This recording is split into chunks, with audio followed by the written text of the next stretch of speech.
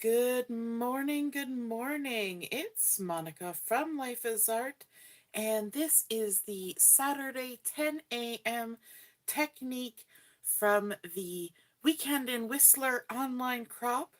And we have been having a lot of fun exploring Whistler and getting a good look at the current catalog, which is the November-December catalog.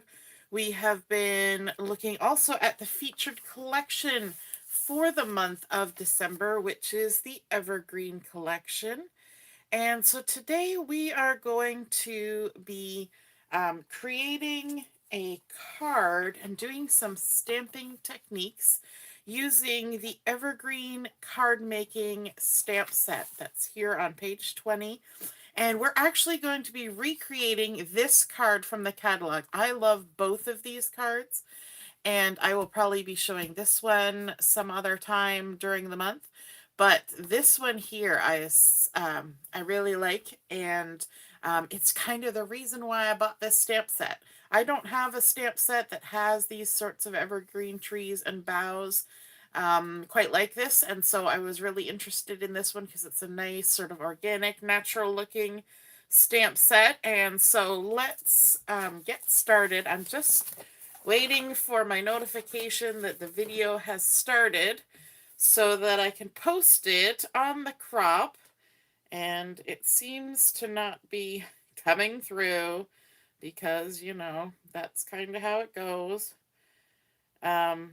So let me just see if I can get a hold of it because I need to post it before I get started. So and I have sometimes gotten the link from email, and sometimes I can find it on my page on YouTube. But one of these days I will get the hang of this. Let me see. No, it's still not coming up. So we're going to be creating this card, and it involves a little bit of the pattern paper from the Evergreen collection, but also the it's very cardstock based, and we're going to be using the sorry, I'm trying to talk and trying to find the video so I can post the link for all the people who are on the crop waiting waiting to watch. So we're going to start with our card base, and this card base comes pre-scored, ready to go. And one side will have the dip, and one side will have the bump. And I am doing my best to find this video, but it is not coming up. Oh my goodness. I had this same trouble last night. I'm going to have to do some research on how to on how to find the things when they're happening, because it seems to be a mystery to me. So we're going to be creating this starting with our card base. So let's give that a fold while we wait, and hopefully I will get a notification so that I can post the link to y'all and so that you can see what we're making. We're going to be making this card on the horizontal, and oh my gosh, I am so bad at talking and trying to play with the computer. We're going to be creating it on the horizontal, and we're going to be starting out with just the white card base. To that, we are going to add 2 pieces of this pattern paper from the Evergreen collection. Maybe we'll turn it around like this. And this could be a full piece of paper going all the way across the card. However, I decided to conserve some paper and use up some scrappy bits that I had. So this is a 2-inch high strip. You could just cut one to go all the way across, but I just cut some 1-inch by 2-inch pieces. I cut the 2-inch by 2 inch first and then just chopped it in half so that the patterns match. And so that these little polka dots kind of go from side to side with the same pattern and same colors. Gonna add some adhesive to the back of these. And then what we're gonna do is we're gonna use our Versamat, the lines on our Versamat, to help us line these up 1 inch from the bottom of the card. So let's get that going. I also, the reason I also have to wait for the video, besides posting it to the event page, is that I can't tell how we are in the frame. But if you're joining me live, just say hello or howdy so I know you're here once I get my video going. And if you're watching later on replay, you can say replay. We love our technology, don't we? It kind of, it's handy when it works, and when we don't know what we're doing, it's a little bit frustrating, right? So let's give this another chance for me to find the video and see if we can possibly get it posted for everybody who's waiting. Ah, there we go. I have it now. Hooray! But now I have to share it, copy the link, go into the event. Let's get this posted. Everybody who's been waiting 8 or 9 minutes for me to get started, there we go. Getting that posted, and then we're going to bring in a piece of sage cardstock. And let me just pin that, get back to the video, and let's see if we can catch up with the live so that there we go. Okay. Phew. And I can already see that my camera is not in the place where I think it is. So let me just adjust it a little bit. Because all these things that are waiting for me to use don't need to be in the screen. But getting as close as we can to our project is helpful, because then you can see a little closer what we're doing. I'm going to bring in a piece of sage cardstock, as I said. And this piece has been cut to 5 inches by 3 3/4. And I'm going to do a fun little technique with this sanding block. And this sanding block is just, a dollar store sanding block. I think there were 2 in the pack. My mom gave me this one. And, but you can use sandpaper, you can use an emery board. And all we're going to do is I'm actually going to use the edge of my Versamat to help me with this. I'm going to put my cardstock right on the edge of my Versamat, and I'm just going to sand on the edge of that cardstock. I'm going to try and not do what I did last night when I was working away, and I'm going to try and not sand my table, because I kind of did that last night. So, I'm thinking that maybe having, a wooden chopping board, a nice thick wooden chopping board in my craft room would be not a bad idea for doing sanding. I should tell my husband, because he has a wood shop and he can totally make me something. So we're just going to lightly sand all the edges. And what this does is it kind of creates a frosty look. It distresses the edges, and but it's not overly distressed. And then all you need to do is take a tissue, because you're going to have little bits of the cardstock floating around, little cardstock dust, and just kind of gather that up, or use your stamp chamois to gather it up, but you don't want to use your chamois on your paper. So you can see now that it's created a nice soft white edge all the way around the cardstock, because sanding on the edge reveals that white core to the paper. So I'm using the true color side of the sage, and I'm going to scooch my card base out of the way while we work on this. And I think I'm also going to flip my Versamat over so we have the nice squishy side that's perfect for stamping. I'm also going to grab my all-purpose mat. Will I grab my? Yes, I'll grab my all-purpose mat. We'll get it down there anyway. You can see that I was doing some some crafting last night and I did not clean it off. So we've got our white gloss spray splattered all over there. So we're just going to do our trick where we take our ruler and just scooch that right off. See how lovely that cleans up when you've had the gloss spray on there? All right, so we're going to do some stamping on here. We're also going to do some splattering. And one of the techniques that I really like to show quite frequently is to do generational stamping. Hands up if you've done generational stamping before, if you know what that means. I'm sure many of you have, and maybe some of you know what it is, but you didn't know that that's what it was called. So what we're going to do is we're going to bring in the large stamp from the stamp set that has the 5 trees all together in a cluster. So here's our stamp set.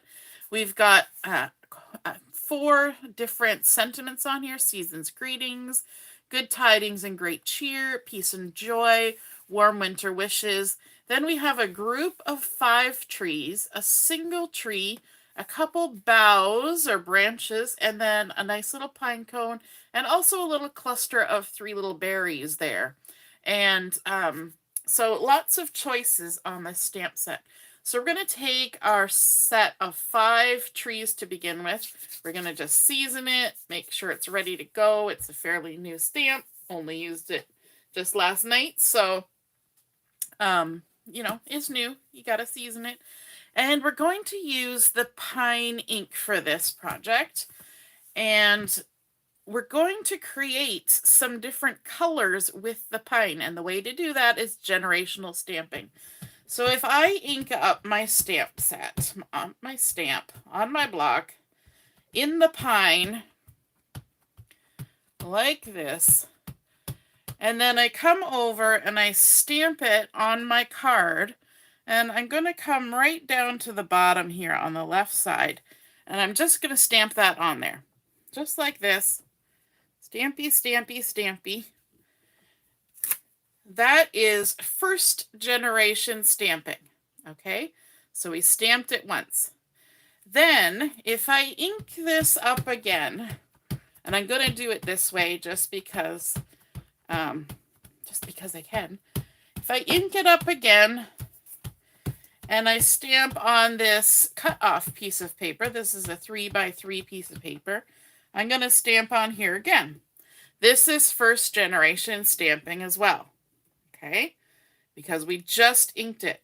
Now if I come over to my project and I stamp it on my project without re-inking, this is second generation stamping.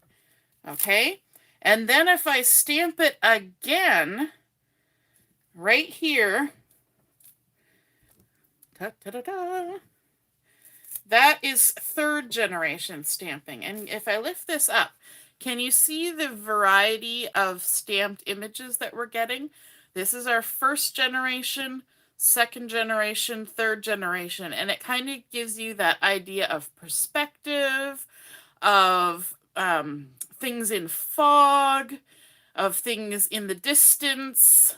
And, you know, in a forest, yes, you see the close-up trees more clearly, but as they get farther away, they get sort of blurry and lost in the atmosphere, right? So that first, second, and third generation stamping works well for that. Let me show you on this scrap piece of paper. First, second, and third. And that creates quite a neat way to use the same ink color multiple times to get different intensities of the ink. And it creates a really fun look and really expands the use of your stamps. Good morning, Dawn. Nice to see you're watching. So now that we have stamped our panel here with our pine ink, I want to add some snow. And the way that we're going to add some snow, like we did the other day, is we're going to use our white acrylic gloss spray. We're going to give it a good shaky. And this is why there was splatter on my all-purpose mat when we started. There we go. Give it a good shake. And I'm not going to spray it. I did try to do a little bit of spraying last night, but it wasn't quite the effect I wanted. So we're just going to do tap, tap, tap. And we're going to put some snow up in the sky here. You can even touch right onto the card panel. I would keep wanting to say card front, but it's not the card front. It's the card panel. And just get some good snowy happiness happening there. There we go. Lovely. Okay, now this we can set aside to just rest and dry up a little bit. So I'm going to set that there. I'm going to move my mat out of the way. And I'm going to wipe up a few of the splatters. I think one of them even ended up on my phone. That's always the risk when you're doing splattering, yes. And then let's flip this back over. Let that dry for a moment. We'll wait for the video to catch up so I know where we are in the frame. But this piece that I cut on the sage cardstock, we are going to fussy cut this out. And there are actually thin cuts that you can get for this stamp set. However, you know me, you know I'm just going to fussy cut it, right? And actually, I don't really need to fussy cut the bottom. I could just cut it straight across. But, you know, it is what it is. So there we go. We've got our bottom done. And with the pivoting paper, this pivoting action is going to be essential when you're fussy cutting something like this, because you're going to be going in and out all those branches. And if you haven't kind of delved into the pivoting action, it's going to be a little bit more tedious. But again, as I say, there are thin cuts for this stamp set, as long as they're still available. Usually, it's the thin cuts that run out. For all you eager beavers who love the thin cuts, the stamp sets are always, they're made in-house, so they just make more stamps when they need to. It's just the thin cuts that they have a limited supply of for each stamp set. All right, and we're just going to work our way around, leaving our halo of that sage cardstock. I've got a little bit of excess paper there. And it's much easier if you just get rid of it than to try and deal with it. There we go. Okay, so we've cut around our little trees that we stamped first generation. And we're going to go ahead and add those onto our card. And I think it's kind of fun to have this layer. I could have stamped it directly onto the card, but I think it's fun to have this layer, even though I'm not popping it with foam tape, just because it's got that different edge and it gives it some separation from the back of the background stamping.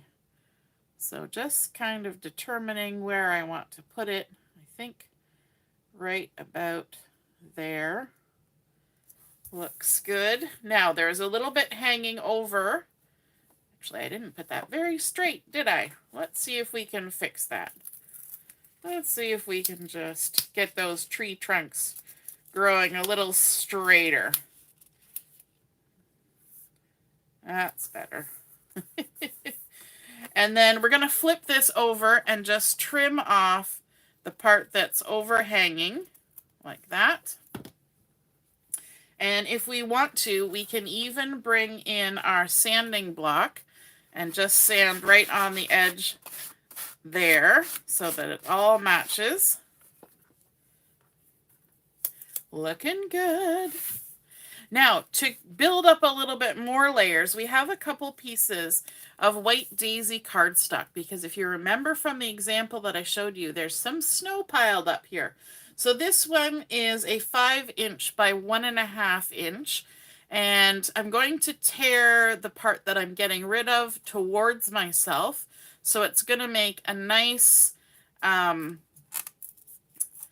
jaggedy edge with extra tearing sort of look on it.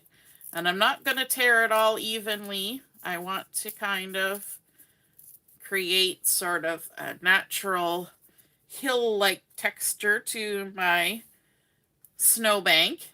So there we go. So that started out as a 5" by 1.5". We're going to just add some adhesive. Again, we're not popping this up with foam tape. We're keeping it all flat.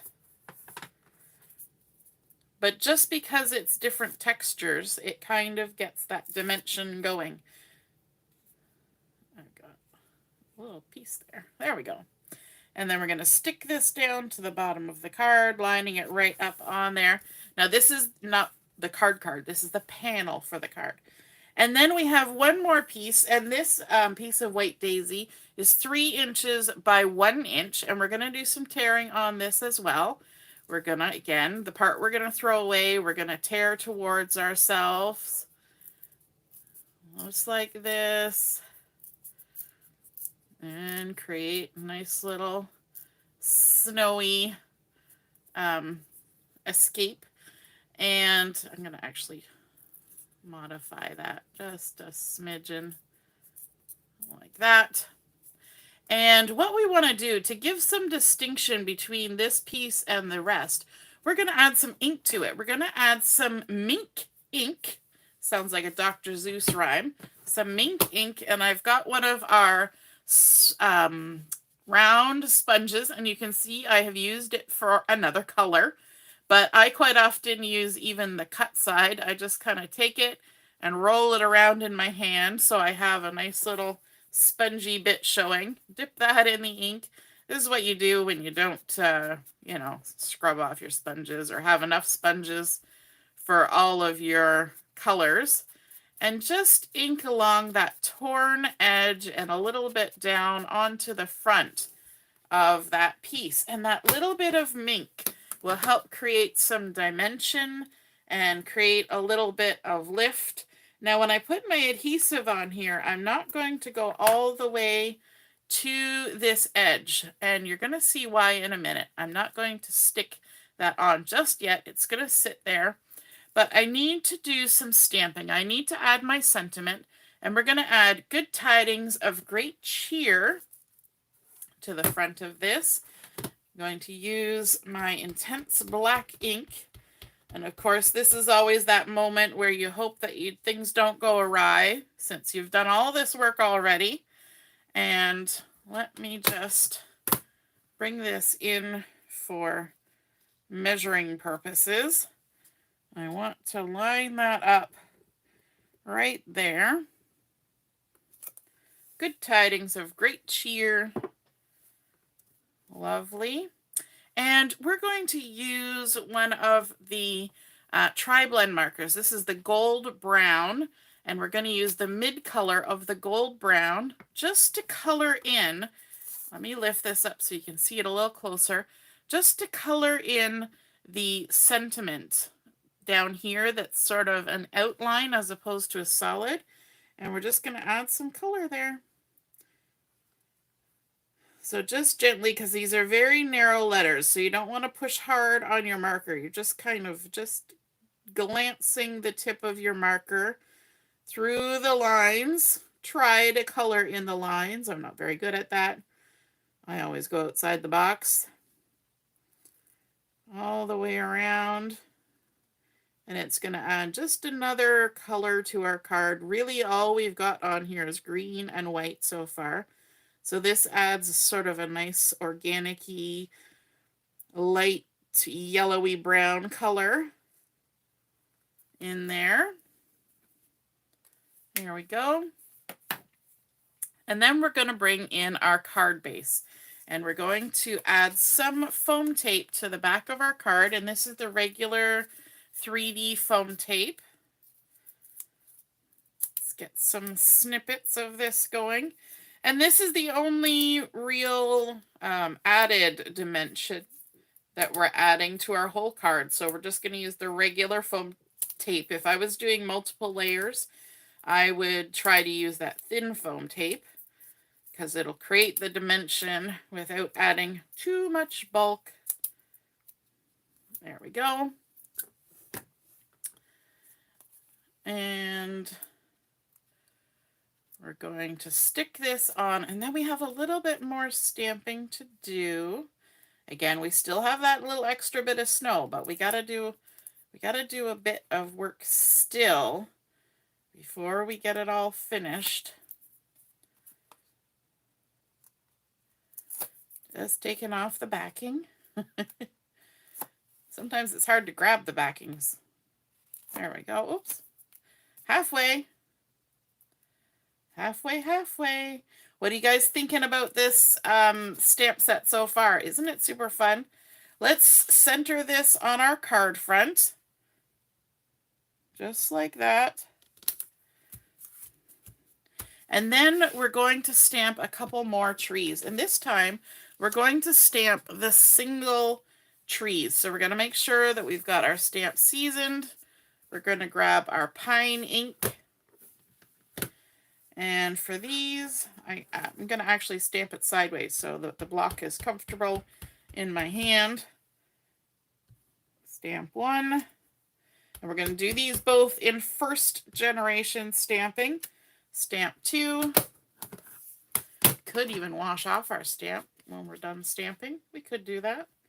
And our block, because I got some ink on the block.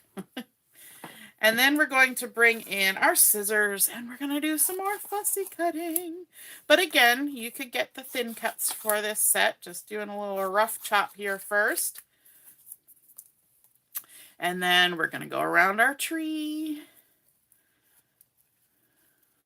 Just in and out. Pivot, pivot, leave a halo. That little tag is getting stuck on my hand. So when I get up to the top, I'm just going to snip off to the edge, go around,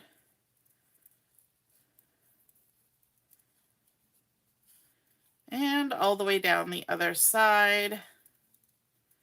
I find sometimes things like this, it's actually quicker for me to fussy cut than it is for me to get out my washi tape and line up a thin cut. Get my machine and run it through my machine. If I was making oodles of these cards, then yeah, okay. I might use a thin cut, but I'm still not sure because one thing that I like to do is watch movies while I do fussy cutting and stamping. So, you know, you can enjoy your time while you're taking the time to do some crafty stuff, right? Or we get online and we do our crafting and chatting with friends. That's super fun too. There we go. So we've got two first generation stamped trees. We're going to add some adhesive to these. And actually the last one, yeah, I think maybe I will add a little bit of some foam tape to that one. Maybe, maybe not. We'll see. We'll see. Whoops, I've dropped it. So what I want to do is I want to use my little hill here as a spacer to kind of get an eye as to where I want to put my tree. So I'm going to stick it right there. Then I can go ahead and put my hill, my little snow hill. Now, this is an interesting little tidbit from the example in the catalog, is they didn't line this corner up with the corner. They moved it over so that it was halfway between the piece of the panel and the edge of the card. So you see how it hangs over a little bit? I think that's kind of a fun little idea that they did there. And I was thinking about foam tape, but I think I'm just going to tape this down flat. And we're going to stick this on here pretty close to the bottom. There we go. So look at all those fun layers. We've got third generation, second generation, first generation, another first generation, and two more trees. So if you put all those layers together, we have 1, 2, 3, 4, 5, 6 layers of perspective just from stamping with that one stamp set. Now let's add a little bit of bling. So we're going to use our Silver Bells dots from the Silver Bells collection, which was last month's collection. And grab our piercing tool to help us with this. We're going to use one of these medium toffee dots just to put here beside our sentiment.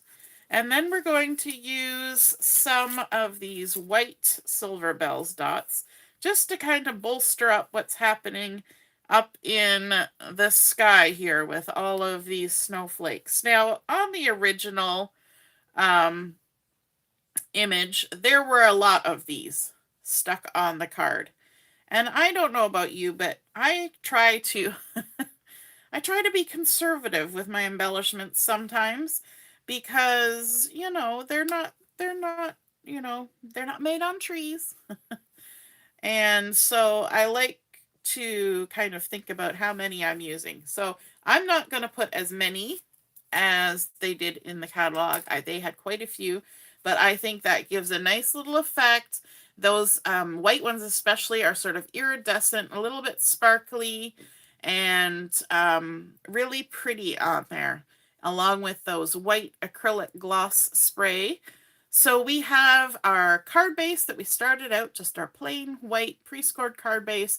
We added on our pattern paper from the Evergreen collection, a panel of sage cardstock that we first, second, and third generation stamped, added some white acrylic gloss spray, stamping up again on a second piece of sage, fussy cutting and adding. We tore some white daisy cardstock. We did some Mink inking on this front one to give it a little bit of depth, and then stamping, doing a little bit of marker coloring with our tri-blends, and then adding on our Silver Bells bling to make a really fun card front. And I hope you enjoyed seeing that card come together from the catalog. And if you create a card like this, I would love to see it. Be sure to take a photo and post it in the comments when I post the pictures of this card. And we will see you soon. We start our chat and craft at 11:30. All right, toodaloo. Bye.